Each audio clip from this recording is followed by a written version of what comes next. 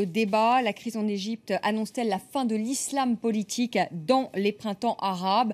Eh bien, nous poserons la question dans un instant à nos invités. Mais avant cela, je vous propose d'écouter la réaction de Christian Estrosi, qui est député maire UMP de Nice, pour qui islam et démocratie ne sont pas compatibles. C'était dimanche sur le plateau de nos confrères d'Europe 1 iTélé Le Parisien.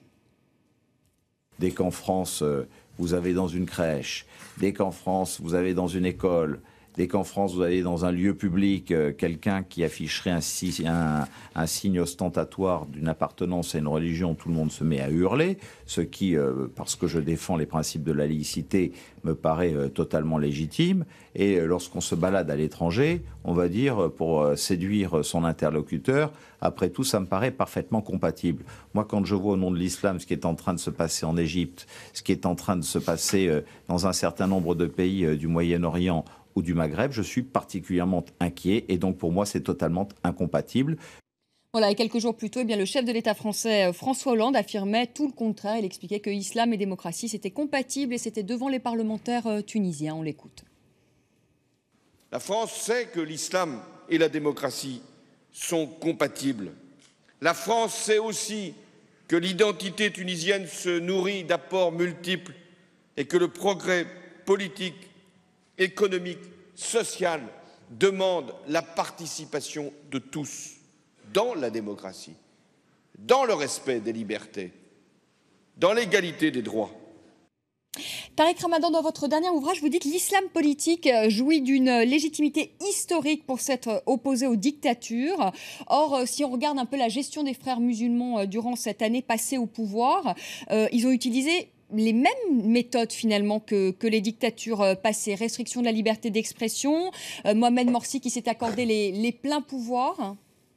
Non, écoutez, je pense qu'il faut mesurer les choses et qu'il faut être un tout petit peu plus pondéré. Moi, ce que je mettais en évidence, c'est j'essayais d'expliquer dans le livre pourquoi, après les soulèvements, que ce soit en Tunisie ou que ce soit en Égypte, eh bien, les partis de l'islam politique l'ont emporté parce qu'ils étaient dans la résistance, parce qu'ils ont été torturés et que telle était leur légitimité.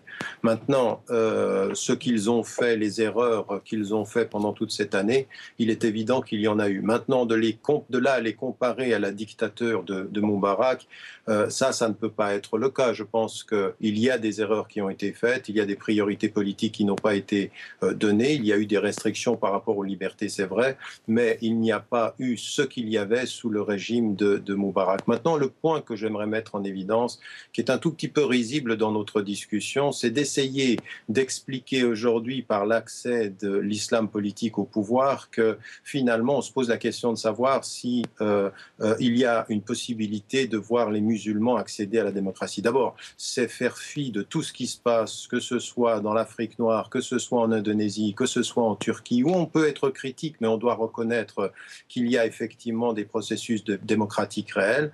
Maintenant, en Égypte, on assiste à un coup d'État, et ce qui est surprenant et que personne dit, comment se fait-il que ceci ait été su auparavant, que les États-Unis, le lendemain, quelques heures après le coup d'État, n'utilisent pas le mot de coup d'État pour se donner la possibilité de soutenir le régime. Et l'un des conseillers du Premier ministre turc avait raison de dire, la question n'est pas de savoir si les musulmans sont prêts pour la démocratie, mais si l'Occident est prêt pour la démocratie dans certains pays musulmans, parce que derrière l'armée aujourd'hui, qu'on le sache et qu'on le dise, tous les cabinets occidentaux n'ont pas utilisé le mot de coup d'État parce que finalement, ils sont dans le soutien qui est en train de se passer. Le soutien de ce qui est en train de se passer, c'est que jamais depuis 2 ans, l'armée n'est sortie du jeu politique en Égypte. Elle n'est jamais sortie. Et de voir aujourd'hui l'institution d'El-Azhar, qui a toujours été sous le régime de Nasser d'abord, puis de Sadat, puis de Moubarak, dans le jeu du pouvoir, eh bien, qu'elle soit du côté de l'armée au moment où celle-ci parle, soi-disant pour 36 millions. On le sait aujourd'hui, l'armée a offert aux agences des médias les images qui correspondaient à ce peuple qui la présentait comme libératrice, alors qu'en fait, l'armée elle a été l'un des agents constructeurs de tout ce qui est en train de se passer aujourd'hui en Égypte. Alors, il faut faire la critique. de ceux qui sont au pouvoir, quand les frères musulmans y sont, quand n'importe quels y sont. Et il y a eu des erreurs, moi je n'ai eu de cesse de les critiquer. Mais qu'on ne vienne pas aujourd'hui nous légitimer un coup d'État en nous laissant entendre que seul le peuple a décidé. J'aimerais poser une question. Comment se fait-il que pendant les 4 mois qui ont précédé les soulèvements, il y avait des pénuries de pétrole, il y avait des pénuries d'électricité, il y avait pénurie même de nourriture, et que tout de suite après le soulèvement, c'est-à-dire maintenant il y a 3 jours, il n'y a plus de pénurie d'électricité, comme par hasard, l'électricité serait revenue. Qui a joué ce jeu-là? Donc il faudrait de ce point de vue-là non pas mettre la critique sur la dictature de ce qu'a fait Morsi, parce que ce n'en était pas une malgré tous ses défauts. Il faut mettre aujourd'hui l'accent sur un jeu très très malsain qui s'est passé en Égypte et qui fait revenir aujourd'hui derrière la société civile l'armée comme étant l'un des principaux acteurs de l'ensemble de ce qui est en train de se passer. Mohamed Sifawi, vous voulez réagir à ce que vient de dire Tariq Ramadan? Oui, enfin, tout en souriant, je me dis que quelqu'un comme Tariq Ramadan, qui connaît bien... Ne souriez pas, Sifawi, vous avez soutenu l'armée en Algérie et c'était beau. Qui connaît bien, voilà, dès qu'on lui apporte la contradiction, ça c'est le grand démocrate Tariq Ramadan, dès qu'on lui apporte un peu la contradiction, il s'énerve. Des militaires algériens. Non, si vous permettez, laissez-moi parler. Ce qui me fait sourire, c'est qu'en fait, Tariq Ramadan, qui se dit très... quelqu'un de très ouvert, admirateur des démocraties occidentales. D'ailleurs, il nous parle de Londres, fief de la démocratie occidentale, si on pouvait la qualifier ainsi. Il est quand même curieux de l'entendre trouver tous les euphémismes, toutes les simplifications pour atténuer le caractère, je dirais, autoritaire, ultra-autoritaire de Mohamed Morsi et des frères musulmans. Alors oui, Moubarak était un affreux dictateur, mais Mohamed Morsi n'est pas moins affreux dictateur que lui. Je dirais, il faut juste questionner peut-être les chrétiens d'Égypte qui ne se sont jamais sentis en danger depuis l'avènement des frères musulmans. Pourquoi? Parce que tout simplement, les frères musulmans, dans leur pensée, et malgré leur faux discours d'apparence où ils veulent apparaître comme ça, comme des gens sympathiques et fréquentables, comme le fait parfois M. Ramadan, ils ont une détestation profonde pour la différence en réalité, et surtout la différence culturelle. Si vous n'avez pas les mêmes croyances, même lorsque vous êtes musulman, lorsque vous n'avez pas la même philosophie, lorsque vous n'avez pas la même approche, lorsque vous n'avez pas la même pensée, vous êtes dénigré, vous êtes stigmatisé, vous êtes mis au banc de la société. Et ça, je pense que oui, c'est un coup d'État militaire opéré par l'armée égyptienne. Mais c'est un coup d'État militaire qui, on le voit à Place Tahrir depuis plusieurs jours, est soutenu par la population égyptienne. Mais on voit aussi Mohamed Sifawi, on voit aussi un Nasser Chouti, pardonnez-moi, on voit aussi des images à Nasser Chouti, aussi des dizaines de milliers de partisans de Mohamed Morsi. Qu'est-ce que je vous disais tout à l'heure? Les régimes, comme le régime égyptien, avec sa culture, je dirais, dictatoriale, avaient tout intérêt à créer ce système bicéphale, où le peuple, finalement, a le choix entre ces islamistes intolérants et cette armée autoritaire. Donc, est-ce qu'aujourd'hui, la question qui se pose, est-ce qu'on va cesser de prendre en otage les musulmans et la religion musulmane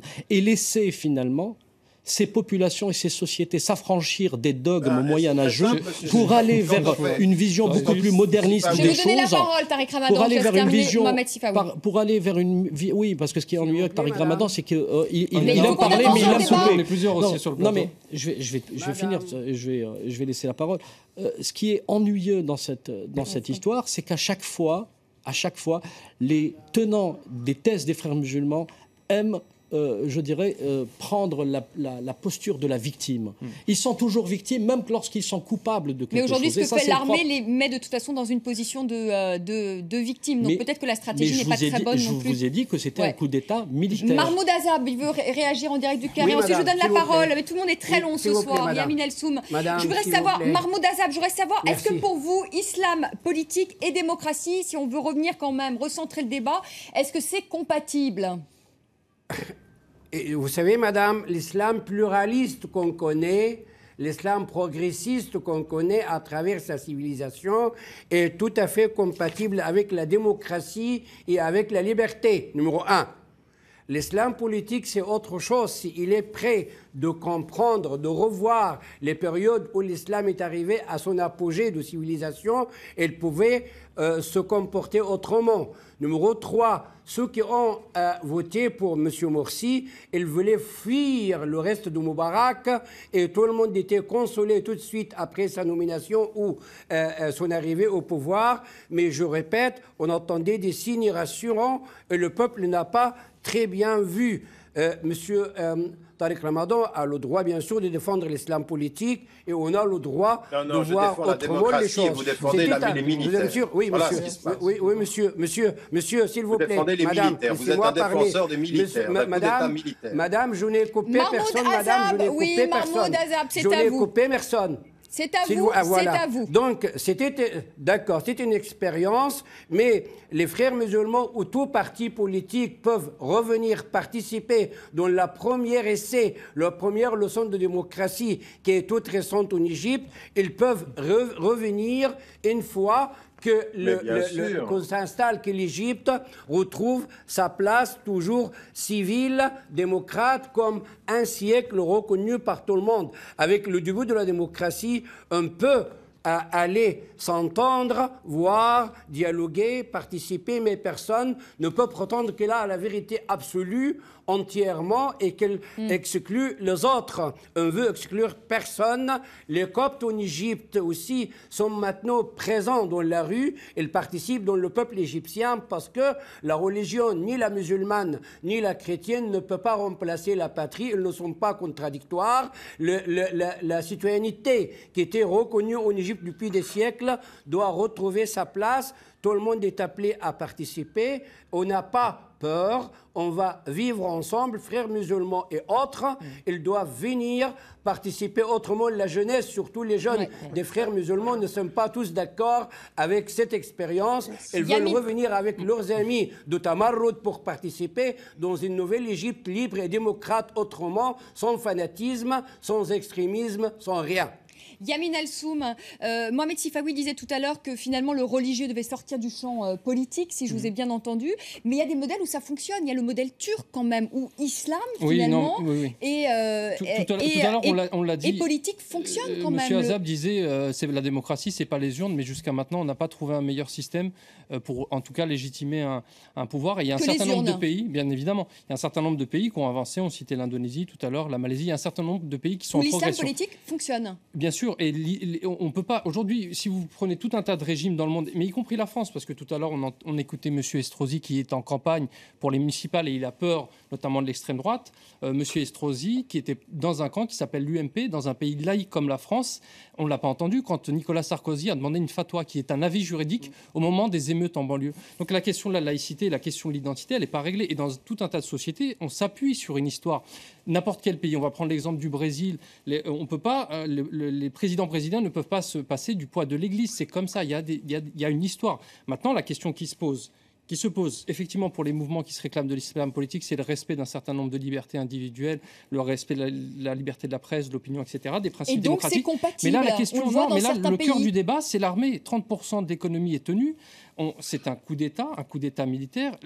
On ne peut pas dire il y a un an, il y a des élections. Après, on passe. Bien sûr, bien évidemment que c'est compatible avec n'importe quelle identité. Il n'y a pas d'ADN, il n'y a pas un gène musulman. La démocratie, c'est. Et là, aujourd'hui, qu'est-ce qu'on voit ? On entend partout Estrosi, voilà, c'est pas compatible. On confond tout. C'est-à-dire qu'aujourd'hui, on serait dans une confusion. Je vais revenir juste sur l'exemple algérien parce qu'on a le recul aujourd'hui sur l'histoire, qu'on n'a pas forcément sur l'Égypte pour comprendre les jeux de coulisses.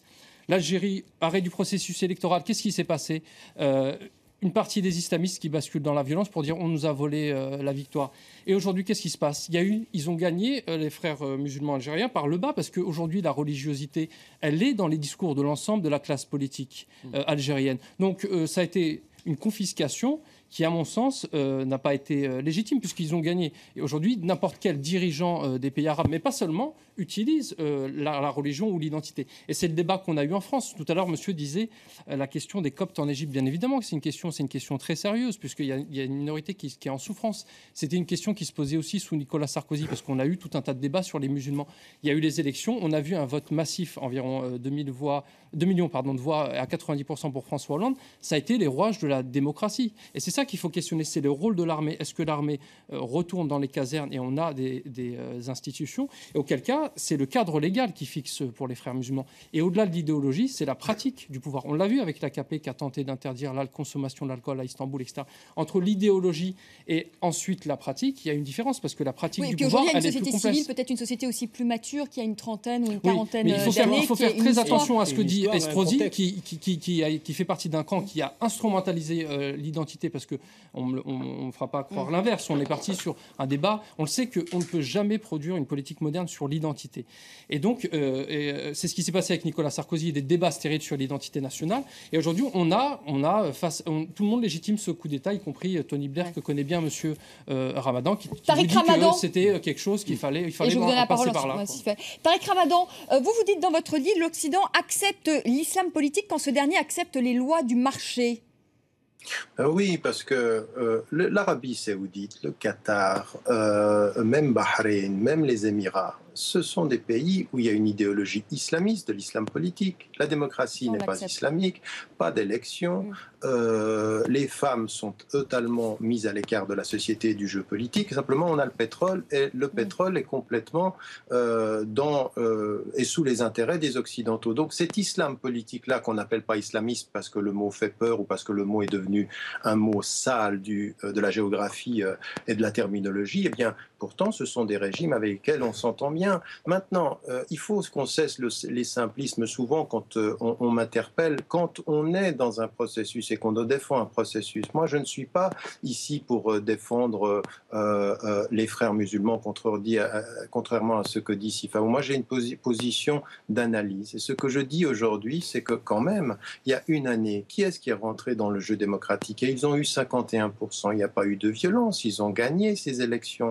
Donc, ils ont joué le jeu démocratique. Maintenant, il y a une année déjà, l'armée disait c'est temporaire ces élections. Donc, ils avaient déjà l'idée de revenir. Et puis, on cesse. Alors, quand le peuple n'est pas content, le peuple n'est pas très content de François Hollande. Il suffirait que les gens descendent dans la rue et l'armée aurait le droit de se charger de changer de président parce qu'en une année, il n'a pas fait son travail. Mais Tariq Ramadan, s'il y avait 22 millions de personnes qui signaient une pétition, même en France, il y aurait peut-être un référendum. Il se passerait peut-être quelque chose quand même. Non, en tout cas pas l'armée. En tout cas pas l'armée et un référendum.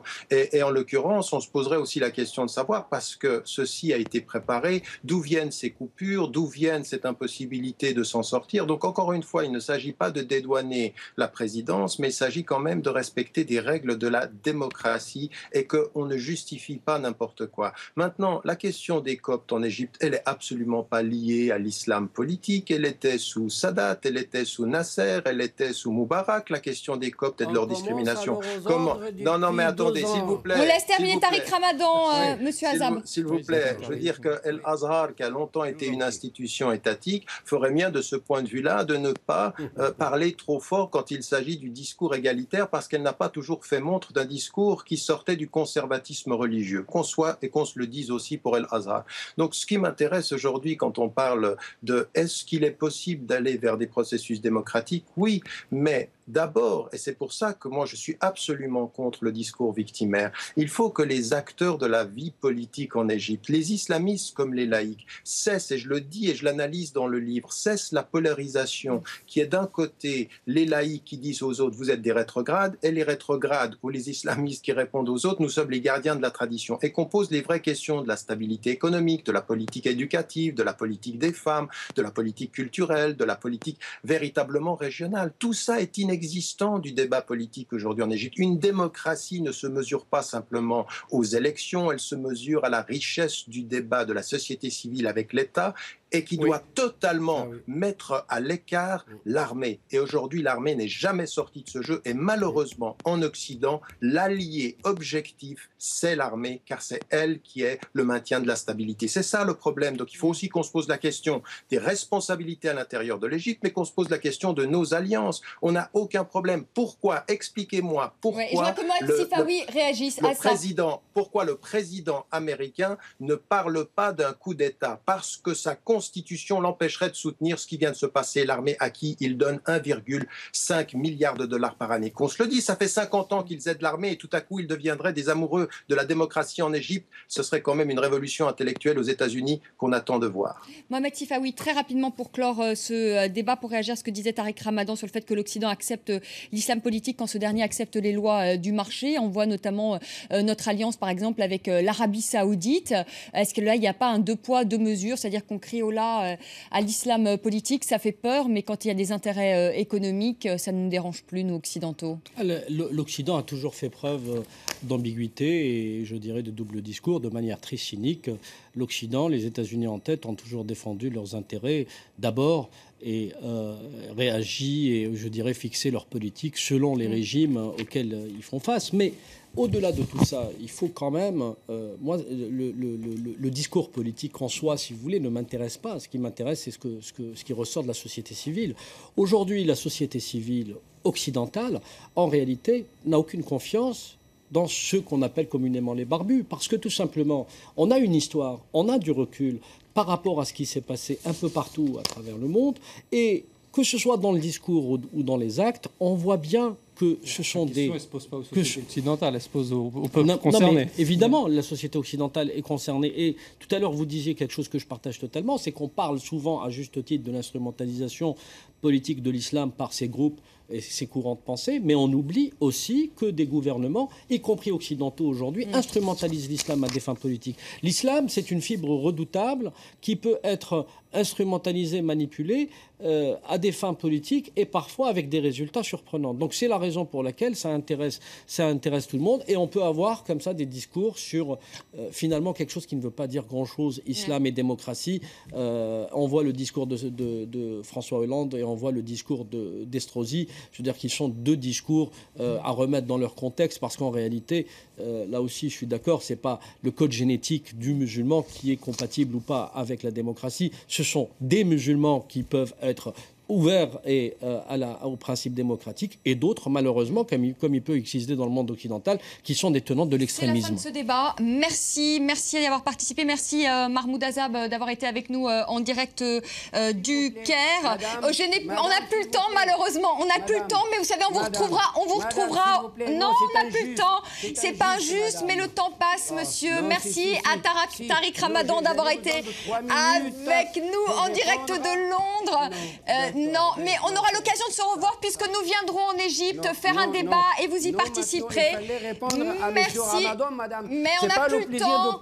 C'est pour répondre à M. Ramadan. On n'a plus le temps, monsieur Azab. Désolé. Merci Tariq Ramadan. C'est pas injuste. C'est malheureusement il nous manque du temps et c'est un débat qui aurait pu durer plus longtemps. Merci à tous les deux également d'avoir participé à ce débat sur ce plateau. Et on rejoint tout de suite Karim pour un œil sur les médias. On a pris un peu de retard. Et on va revenir sur les propos de Christian Estrosi. Islam et démocratie ne sont absolument pas compatibles. Alors évidemment, ils sont très commentés du côté des médias français, mais beaucoup s'accordent à dire que finalement, c'est beaucoup plus quelque chose de l'ordre de la politique intérieure que de la géopolitique, parce qu'il y a un contexte politique et un contexte électoral. C'est d'ailleurs l'ensemble des réactions sur les réseaux sociaux qui le montrent. Alors évidemment, c'est plutôt des réactions à gauche, celle de Karim Zeribi qui critique Estrosi, pauvre Estrosi, prêt à tout pour capter les voix du Front National, la chasse aux Roms, l'islam. C'est vrai qu'il avait fait un tir groupé, Estrosi, en parlant et des Roms et des musulmans. On met tout ça dans le même sac. Et puis cette réaction du journaliste Samuel Laurent qui nous explique que les municipales arrivent. Estrosi, après avoir joué les sages, se redroitise avec un beau dérapage contrôlé ou incontrôlé selon d'autres. Et puis Patrick Allemand qui dit ça va être sympa en septembre prochain parce qu'un certain nombre de chefs d'État vont venir du côté de Nice justement, des chefs d'État des pays musulmans francophones. Ça sera le 5 septembre. Bonjour, l'ambiance. Et puis de toute façon Christian Estrosi nous a habitués à un certain nombre de déclarations tonitruantes et le site des Inrocks vous propose de redécouvrir en quelque sorte les pires déclarations de Christian Estrosi. Alors pour ce qui est de cette déclaration de l'islam et de sa compatibilité, il y a quelques articles peut-être qui peuvent être intéressants. Celui-ci sur le site l'expression-dz.com, c'est un journal algérien qui dit qu'il ne faut pas confondre islam et islamisme, et c'est un petit peu ce que fait Christian Estrosi. Cet article explique finalement que la destitution du président Morsi ne signifie pas un recul de l'islam, mais un recul de cette politique menée par Mohamed Morsi. Et puis du côté du site de Rue 89, pour Jean-Pierre Filu, l'islam n'a rien à voir avec ce qui se passe en Égypte. Alors c'est peut-être un petit peu provocateur comme titre, mais il explique que finalement, lorsqu'on voit les frères musulmans, ils se raccrochent beaucoup plus à une légitimité des urnes, beaucoup plus qu'à la charia finalement. Et en gros, l'idée c'est que même un certain nombre de salafistes ont manifesté pour le départ de Morsi. Ça dépasse un petit peu la simple question de l'islam. Et encore une fois, ne pas confondre islam et islamisme. Et donc, je vais juste vous parler d'une autre polémique qui a été assez présente. Voilà, c'est le ramadan, on va en parler très rapidement. Alors le ramadan en France, c'était un petit peu demain ou après-demain, personne ne savait, en tout cas aux alentours de 12h, 13h, c'était la grande confusion. Finalement, on nous a appris que finalement c'était demain, et le CFCM a désavoué la Grande Mosquée de Paris. Alors ce qui est drôle, c'est que celui qui est à la tête du CFCM, c'est Dalil Boubekir, et celui qui est à la tête de la Grande Mosquée de Paris, c'est aussi Dalil Boubekir. Alors ce n'est pas lui qui avait pris cette décision il y a quelques mois de fixer la date du début du Ramadan, mais c'est vrai que pour beaucoup d'internautes, c'était un petit peu la blague du jour. Certains ont même expliqué qu'on a envoyé Félix Baumgartner aller vérifier si c'était le début du mois lunaire ou pas. Merci beaucoup Karim, c'est court ce soir, hein. Ça sera plus long un peu plus tard, et ça sera plus long surtout demain. Merci encore à tous les deux d'être venus sur le plateau de France 24, à nos invités également en direct du Caire et en direct de Londres pour Tariq Ramadan. Merci à vous de nous avoir suivis. Tout de suite le journal, et on se quitte sur ces images ce soir encore en direct du Caire de Nasser City, où sont réunis, vous le voyez, des milliers de partisans du président déchu Mohamed Morsi. À demain.